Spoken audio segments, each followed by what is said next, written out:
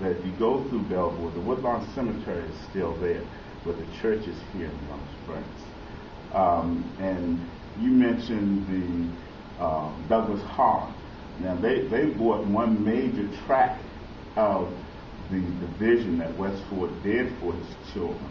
And that's why we have Holland Road there. They bought that entire tract from Little Honey Creek all the way up to Sherwood Hall Lane. They once owned that entire tract, and we colloquially called it Hollandtown, because as you would go down that road, it was a Holland that owned a home as you drove down the road.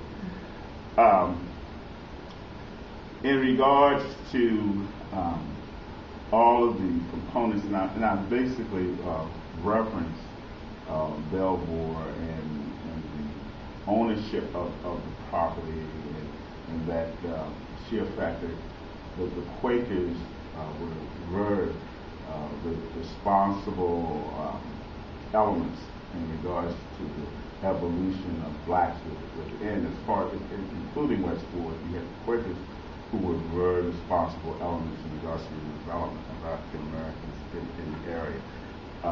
Did they actually hire them and pay them to work for them? And did the Quakers hire and pay African Americans?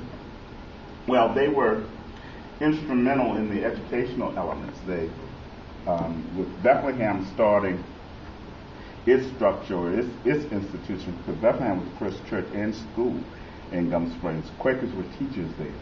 And also the second school that was built in Gum Springs, that was right there on Richmond Highway, where Ernie's Craft House is today. Well, no longer. It's a vacant building.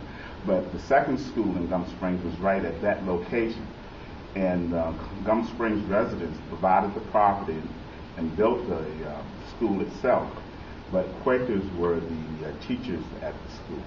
And you had situations in regards to Quakers or the students that attended the school. They all came from, well, at that particular time, they came from Springfield, Gum Springs, Spring Bank, and of course here in Gum Springs.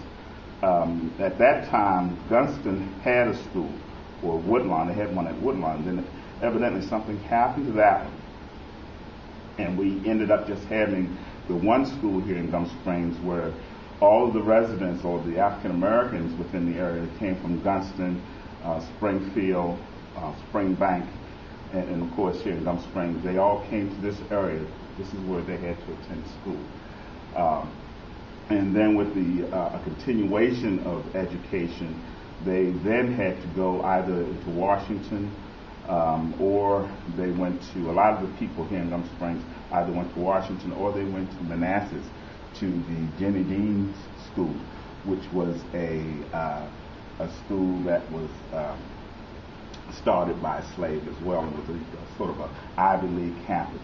But in trying to sum this all up, and I was trying to touch on each representative and each presenter here in reference to the fact that Gum Springs was sort of a pivoting point for all that you've heard this evening, and try and reference the struggle in regards to what existed for Gum Springs, what still exists for Gum Springs in its search to continue as a community, and in that search to continue as a community is referencing the importance, or its importance, that it represented for African Americans from its beginning even until today.